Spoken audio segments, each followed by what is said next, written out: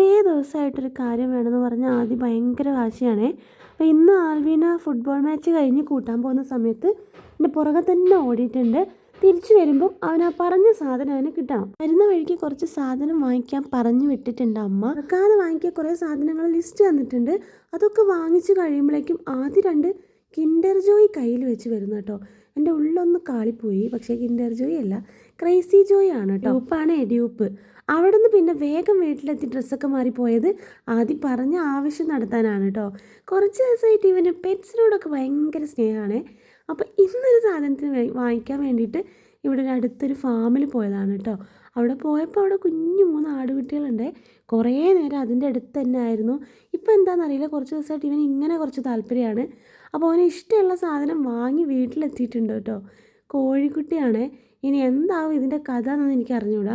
ഇപ്പോൾ ഭയങ്കര ഇൻട്രസ്റ്റ് ആണ്, ഇവരോട് ഭയങ്കര സ്നേഹമാണ്. ഫുൾ ടൈം ഇവരുടെ കൂടെയാണ്. ഫോണും വേണ്ട, ടി വി വേണ്ട, ഒന്നും വേണ്ട കേട്ടോ.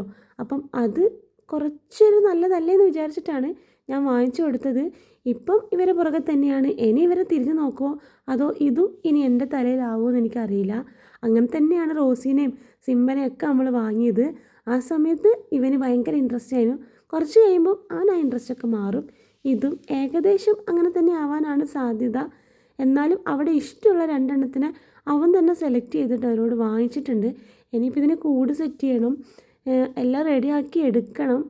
എന്നിട്ട് ഇപ്പം നമ്മൾ ഇൻക്യുബേറ്ററിൽ വെച്ചിട്ടില്ലേ, അതും കൂടെ വിരിഞ്ഞാൽ ഒരുപാട് കുട്ടികളായി കേട്ടോ. മിക്കവാറും ഇതെല്ലാം കൂടെ എൻ്റെ തന്നെ തലയിലാവാനാണ് സാധ്യത.